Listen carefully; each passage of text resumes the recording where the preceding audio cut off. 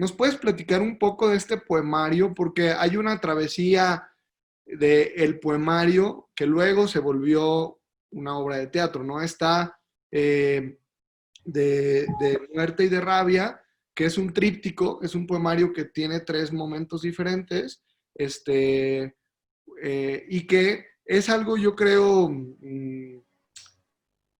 digamos, un abordaje muy interesante porque aunque estás hablando del norte, eh, tú lo estás haciendo desde, o sea, lo que se esperaría es una mujer desaparecida, ¿no? Pero aquí estás hablando desde un hombre que está desaparecido y la mujer que está en casa ante esta soledad, ¿no?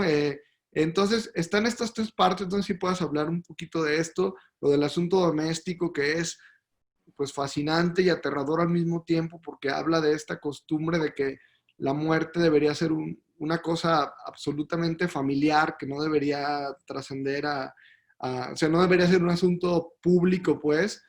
Y luego el desierto y este fantasma que está ahí, y finalmente lo que le da el título al poemario, y cómo eso se transformó en No Más Gardel. Uy, le tengo tanto cariño a ese libro y a esa experiencia. Yo quería escribir una historia de amor, ¿no? El amor en mi vida, Alex, es fundamental. O sea, es eje, ¿no? Entonces estaba en cuitas amorosas y dije, quiero escribir un poema de amor. Pero es lo que te digo, luego las cosas forzadillas no funcionan, ¿no? O sea, dices, no, a ver, quiero escribir de amor y lo que estoy pasando ahora como que no conecta. Pero sucede que en ese año mi familia se vio, digamos, pues no digamos, no lo voy a decir eufemísticamente. O sea, a mi familia directamente lo afectó el asunto de las ejecuciones. Ajá. A un primo del norte. Entonces, esto me pegó muchísimo porque dije, bueno, la realidad está llegando de una manera contundente a un ámbito muy cercano. Uh-huh. Entonces, dije, ok, voy a hacer ese poemario de amor, porque de muerte de rabia es un poema de amor, pero ya no soy yo, Mariana, la que está hablando de lo que ama y de lo que pierde y de lo que quiere, y de sino qué pasa cuando es una mujer la que pierde al amor, a su esposo, por una desaparición forzada. De hecho, mucha gente, y creo que ahora lo volviste a comentar, cree que es un poema del norte. Yo en ningún punto dije que era en el norte. El libro jamás sitúa dónde están, pero digamos que se leía como algo que pasaba al norte, ¿no? Y un poco por el desierto, ¿no? También. Claro, so, sí, pues, ¿no? Se entendía esas cosas como de sentirlo, pero luego dicen, San Luis no es norte, pues, Aguascalientes no es norte y tenemos desierto también. Pero en fin. Además, el desierto es un lugar que es, o sea, es un no lugar, ¿no? El desierto no es no es una cosa geográfica, es un estado de ausencia, pues, también, ¿no?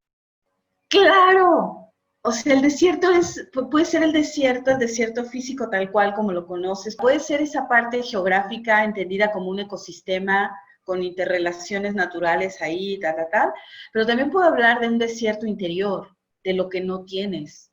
Y también el desierto te lleva a pensar en la sed de algo, ¿no? Entonces, en fin, yo creo que nuestro país está muy desierto en muchas cosas en este momento, ¿no? Aunque tengamos lugares hermosos, selvas hermosas, hay mucho desierto de otras cosas. Pero en fin, esa es otra historia. Y el amor también tiene una parte, o sea, cuando nos enamoramos, perdemos esa brújula, ¿no? Y también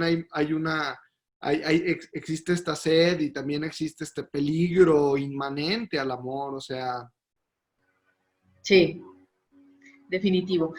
El caso es que entonces de muerte y de rabia se convirtió justo en eso, como una declaración de amor y también un poco una declaración de un manifiesto en razón de lo que vive el país, ¿no? Y sabes qué es lo triste, Alex, que ese poemario ya cumplió 7 años y sigue vigente, o sea, sigue vigente, sigue vigente, sigue vigente y terrible.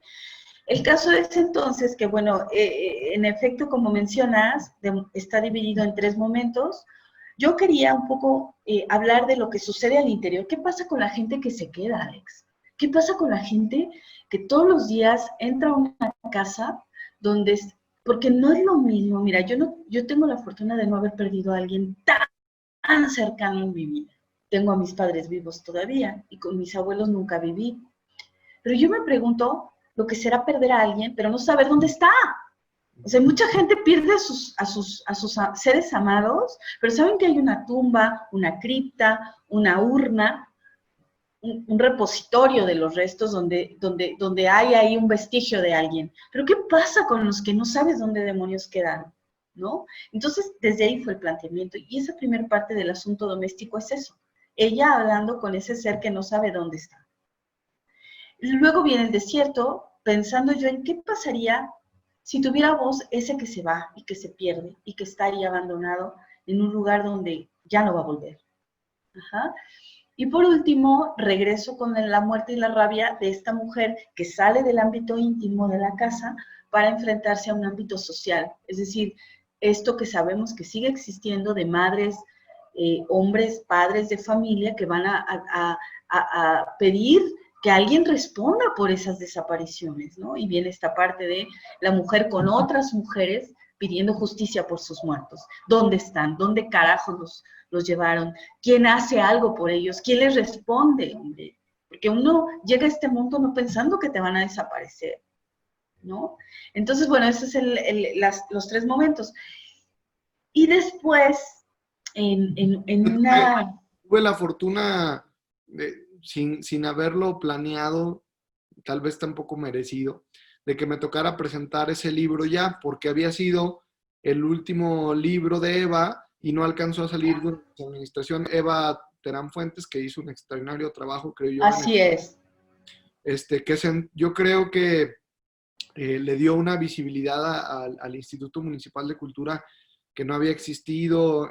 Ciertamente había sido una historia muy breve la que había tenido, pero bueno, habían pasado por ahí tanto el maestro, pues nada más y nada menos Víctor Sandoval. que Víctor Sandoval, y había estado también Andrés Reyes, y Uh-huh. creo que ella, en una muy buena fortuna, coordinada muy bien, yo creo, con el impulso que en ese momento dio quien fuera la presidenta municipal, que era Lorena Martínez, creo que la verdad es que hicieron un trabajo excepcional, o sea, le dieron una voz y una identidad a la cultura municipal que no se había visto, y tuve la fortuna de que ese libro no alcanzó a salir de su administración, y lo presentamos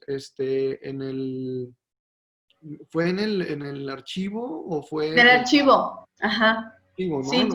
ahí en Juan de Montoro. Uh-huh. Así es. Bueno, me tocó ya a mí la fortuna. Por supuesto que Eva fue la que presidió la reunión como invitada, pero tuve la fortuna y un libro precioso, yo creo, ilustrado, es esta Cristina, ¿no? Fue la que Con lo ilustró. Cristina Francoff, ajá, sí, sí, Ajá. sí, sí. Así es. Y después tuve la suerte enorme de que además en octubre pudimos presentar en un mismo año 2 ediciones, porque fue la edición que ya nos tocó a Rocío y a mí impulsar. Bueno, y además de todo el equipo del editorial que había en la administración que me tocó. Entonces, bueno, tuve el placer de presentar tu libro y de ver cómo se fue transformando hasta que llegó a una obra de teatro dirigida por el maestro Chon. Creo que se presentó en tu casa, ¿cierto? Era un espacio así muy íntimo. Eduardo Gaitán hizo la escenografía y bueno, fue una experiencia obviamente totalmente distinta, un planteamiento renovado, pues, incluso el nombre cambió, pero yo recuerdo algunas cosas muy impactantes. No sé, al final, yo sé que siempre ustedes tienen una autocrítica y experiencias distintas a las que vivimos quienes vamos a presenciar una obra de teatro, pero recuerdo una pieza dura, recuerdo momentos muy álgidos, algún momento en que había un diálogo por supuesto que no estaba coordinado porque era un fantasma y las voces se superponían ahí con una violencia estremecedora y dolorosa. ¿Qué recuerdas de ese proceso? ¿Cómo decidiste que ese poemario se transformara? Porque además tú hiciste la dramaturgia, ¿no? Ujú.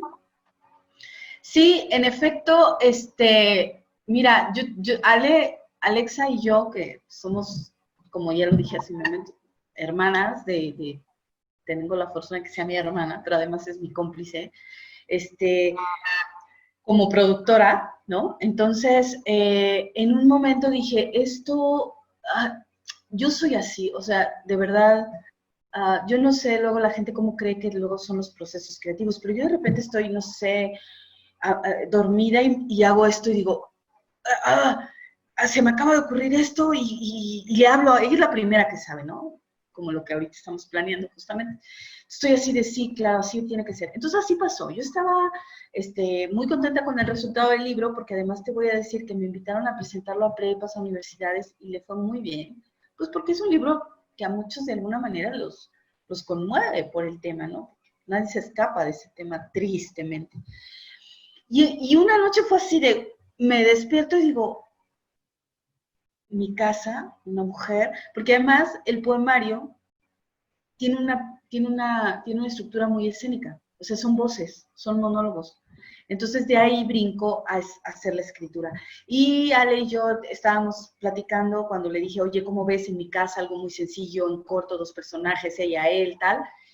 Y dijimos, Chon. O sea, vamos a invitar a Chon a trabajar porque esto es un realismo psicológico casi cinematográfico y pues Chon tiene toda la experiencia en ese tema. Y fue cuando lo convidamos y así fue. Y luego con Lalito, que hemos trabajado muy bien, muchos proyectos escénicos. Y en efecto fue en mi casa, básicamente, porque además Lo volviste un asunto doméstico. totalmente, se volvió un asunto doméstico, incluso el hecho de la puesta en escena. Entonces la gente llegaba, se formaba fuera de mi casa, entraba cierto número de personas y al final se quedaba alguien afuera cuidando que nadie llegara a tocar en ese momento, ¿no? O sea, era una cosa de ven, te invito a mi casa y te llevas una hora.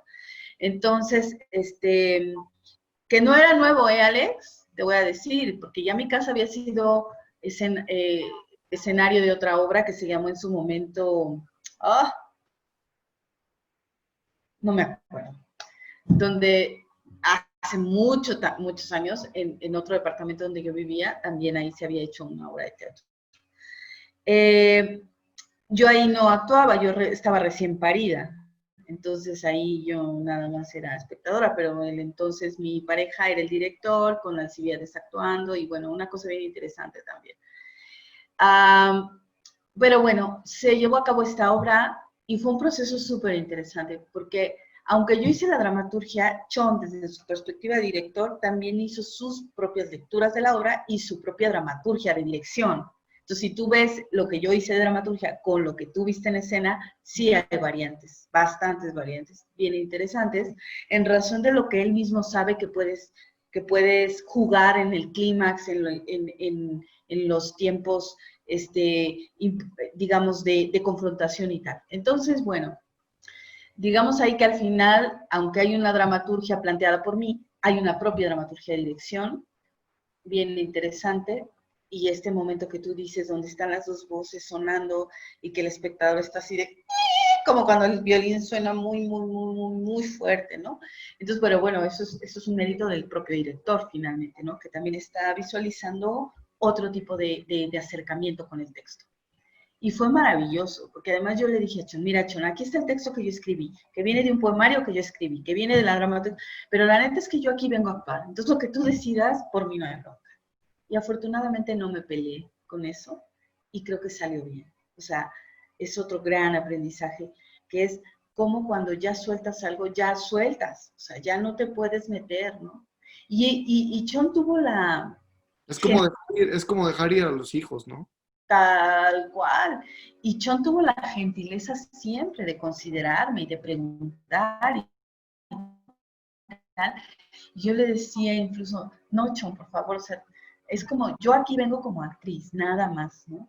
O sea, y como la lectura era bastante acertada de Chon, pues tampoco es que yo tuviera que decir, oye, ni al caso lo que está diciendo, porque sí pasa luego, ¿no? y lo he preguntado a compañeros, a colegas que son dramaturgos, que ven sus textos, que dicen, es que leyeron otra cosa. O sea, no tiene nada que ver. Y es cuando viene una cosa así como un shock horrible, ¿no? Yo la verdad es que estábamos tan en sintonía, incluso, fíjate, Alex, por cuestiones de tipo vital. John acababa de perder un hijo, ¿sí? El primero.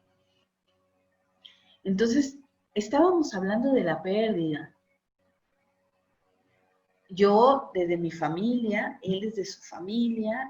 Entonces, fue un momento, como digo, como cuando las cosas se tienen que dar ahí, no de otra manera, no obligadas, no forzadas, no nada. Entonces, él también reconoció que para él fue un proceso muy de sanación, o sea, muy de catarsis, muy de... Porque era terrible, tremebundo, saber que nuestro director estaba en un proceso de duelo y además en un proceso terapéutico de duelo profesional. Y luego llegaba el ensayo con nosotros. O sea, era bien intenso todo eso. Fue intenso, fue lindo. Eh, y fue un momento como de reforzamiento de lo que uno quiere con la escena. O sea, y a mí esto me viene de hace mucho. O sea, tú también viste El Cooperador. No sé si viste La niña que quería ser Dios, pero yo vengo trabajando con esto, la creación del personaje desde el realismo psicológico, desde el entendimiento del por qué actúan como actúan los personajes. Esto es algo que a mí, que es mi pasión, o sea, eso es lo que yo sé hacer, así como los grandes virtuosos se especializan en el teatro del cuerpo, o en circo, o en clown. A mí lo que me interesa es la naturaleza y la complejidad humana desde entender qué demonios se está pensando para que vayan tomando las decisiones que van tomando. Eso es lo que a mí me encanta. Yo recuerdo con muchísimo placer, asombro y gratitud ese montaje en un sótano, en la clínica número 1, ¿no? El En seguro el teatro del IMSS, ajá, en el sótano del teatro, sí. en el sótano. Y una propuesta muy, muy interesante. La verdad es que muy afortunada esa puesta en escena. Y bueno, no todo lo que te voy a preguntar es cómodo, así que voy a preguntarte algo incómodo. Ya si te inquieta, me dices para quitarlo de la entrevista. Pero justamente retomando estos momentos en donde hablamos ya de Antígona, de tu experiencia, hablamos de esta pieza que tú escribiste, habiendo sido ganadora del premio Dolores Castro. Hablamos ahora del Cooperador y de otras piezas, podríamos hablar de muchas en donde te ha tocado participar, pero además te has rodeado de quien es tu familia, no solamente la sanguínea, sino también la política. Beto y Alexa se han vuelto compañeros tuyos en la escena. Y generalmente, y lo digo aquí sin matices ni nada, son bastante, son un equipo, digamos, bastante autoexigentes, se exigen mucho, aman mucho el teatro, se les nota la pasión, tienen muchas tablas, han tenido, como dijiste desde el principio, la fortuna de tener formadores y formadoras muy importantes. Y en ese sentido, y aquí va un poco lo incómodo, son como el grupito aplicado del salón, ¿no? O sea, como los que, oiga, y la tarea que dejó ayer, o sea, sí sabes, son como un poquito así, y son familiares, o sea, forman parte de un núcleo más o menos cerrado, inclusive en donde a lo mejor muchos a Chon también buen tiempo lo han relacionado con algunos de estos proyectos, etcétera, etcétera. ¿Cómo viven eso, pues? O sea, seguramente que eso les ha traído aplausos, les ha traído admiración, pero seguramente también hay un poco así como, ay, sí, las torres, ay, sí, las hermanas, ay, sí, la misma familia. Y además creo, y esto lo digo buena lid, como creo que son autocríticas y autocríticos con lo que ustedes mismos hacen como grupo, digamos, también son críticas y críticos con la escena local, en muchos aspectos, y frontales y asertivos, cosa que yo agradezco mucho, ¿no? A Beto lo he escuchado, le he leído más bien declaraciones digamos, de principios fuertes sobre la escena local. Y a mí me ha tocado escuchar tus críticas, incluso de manera directa me las has hecho. Como director del IMAC me tocó pues escuchar tus críticas a ciertos proyectos escénicos, a Lentepola, a algunas de las obras. A lo mejor a veces coincidíamos, a veces no coincidíamos, en algunas claramente coincidíamos porque era imposible no coincidir en que nos habíamos equivocado en algo, pero ¿cómo vives eso? Pues mira, yo creo, es una pregunta que no me incomoda, o sea, finalmente, si me incomodara es como un poco renegar o negar eso que hemos hecho, ¿no? No, no me incomoda, más bien me resulta curiosa, porque así como me preguntas a mí, yo diría, ¿le preguntará lo mismo, por ejemplo, a Lotería Teatro, que también es un proyecto familiar completamente? ¿O le preguntará lo mismo a otros grupos de teatro donde son un proceso de Al familia? trote, por ejemplo, al círculo, al trote.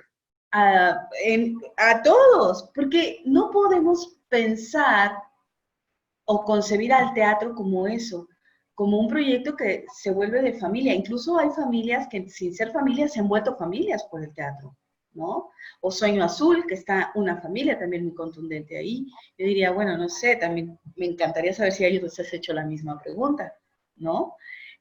Yo más bien lo que pienso es... Es que creo que ustedes son los aplicaditos del salón, por eso era. Mira, yo no voy a responder ni por Alexa ni por Beto, porque ellos no están aquí. Voy a responder por mí. Y te puedo decir que sí, por lo que tú quieras, por historia de vida, por carácter, por incluso afinidad, a mí me gusta mucho, mucho estudiar. O sea, de ahí parto, ¿no? Y sí, reconozco la ñoñez y reconozco la autocrítica. Y créeme, Alex, que en efecto sí soy crítica, pero siempre empezando desde una autocrítica. Y soy la principal autocrítica de mis trabajos, cañón, o sea, muy, muy, muy fuerte, ¿no? Eh, ¿Cómo lo vivo? Creo que la vida también te enseña a ir acomodando las cosas, a ir encontrándoles los puntos álgidos, los puntos, ¿cómo decir? Los matices, ajá, de las cosas. Y me reconozco incluso a mis propios profesores. Y me doy cuenta que estoy viviendo sus propios procesos. Porque me tocaron profesores como yo me vi hace un poco, así, jalando y diciendo. Y ahora veo a mis profesores pensando en procesos más importantes que tienen que ver con la construcción del ser humano, quizá incluso fuera de la escena, ¿no? Me asumo un poco desde ahí. Entonces, ¿cómo lo asumo? Uno, ñoña seré, forever. Autocrítica seré, forever. Y mi compromiso con esa crítica viene también de una cosa bien importante, Alex. Y eso sí lo digo así como muy abiertamente, y es, me he preocupado de ver las cosas que se hacen en Aguascalientes. A veces, si no es que en muchos casos, hay mucha crítica sin que la gente vea. Y algo en lo que yo he procurado ser congruente es, te juro que he tratado de ver lo más posible, ¿no? Puede ser que esté o no de acuerdo con las estéticas, con las maneras en que ellos, es decir, mis colegas conciben la escena, pero voy para tener justo un poco como esa perspectiva desde donde un poco las cosas. Entonces, sí me gusta ver la escena, incluso mucha gente cercana me dice, ¿por qué gastas tanto viendo teatro? Y además teatro que a lo mejor no va con la perspectiva. Le dije, porque es mi chamba, porque es mi profesión, porque yo no puedo decirles a mis estudiantes que vayan a ver teatro, yo no iré a ver teatro, ¿no? Entonces, desde ahí es que yo lo concibo, desde ahí es que yo lo asumo, desde ahí es que me atrevo a criticar incluso políticas públicas, porque soy parte de esa comunidad y porque he sido también, de una u otra manera, gestora desde una instancia pública de esa comunidad.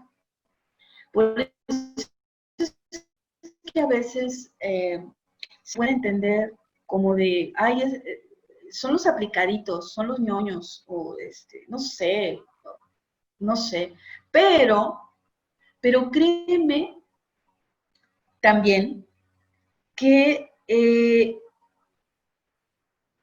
la vida nos va acomodando, o sea, nos va dando pistas por dónde ir.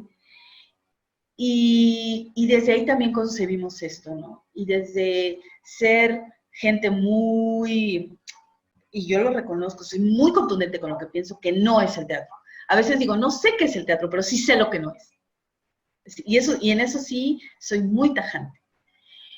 Pero también tengo, y me ha costado mucho, hacerme de un bagaje que me permita decir y aseverar esas cosas, ¿no? Como por ejemplo también he aprendido a reconocer cuando a veces he sido demasiado contundente sin ver otras cosas. Y mencionaste Antepola, por ejemplo. Y algo que valoro de Antepola, justo ahora, es darme cuenta cómo, si bien puedo estar no muy de acuerdo con muchas de las estéticas manejadas ahí, me doy cuenta de que genera una sinergia de colaboración que eso incluso rebasa la escena. Ajá. O sea, la rebasa desde otro. Porque el mundo ahorita lo que necesita es colaboración. Necesita empatía, necesita solidaridad, por ejemplo. Y entonces desde ahí mi perspectiva ya va diferenciándose. Ajá. Y no es que digamos, reniegue de lo que dije en un momento, no, hay cosas con las que yo, no, pero para nada estoy de acuerdo, ¿no? Pero reconozco otras aportaciones. Ajá. Y entonces desde ahí es que me voy construyendo. Insisto, no hablo ya desde, o sea, tendrías que preguntarle a Alexa o a Beto ellos desde dónde están hablando. Yo hablo desde donde mí, porque desde donde yo observo, también me he reconstruido desde otro lado. O sea, desde otra manera, mis experiencias, mi ser materno, mi ser mujer, ajá, desde otro lado te va construyendo, ¿me explico? O sea, no me puedo deslindar de eso. Y una cosa que les digo yo a mis alumnos siempre es, siempre hablen desde donde están viviendo las cosas, no desde donde te las imponen o desde donde te las obligan a decir.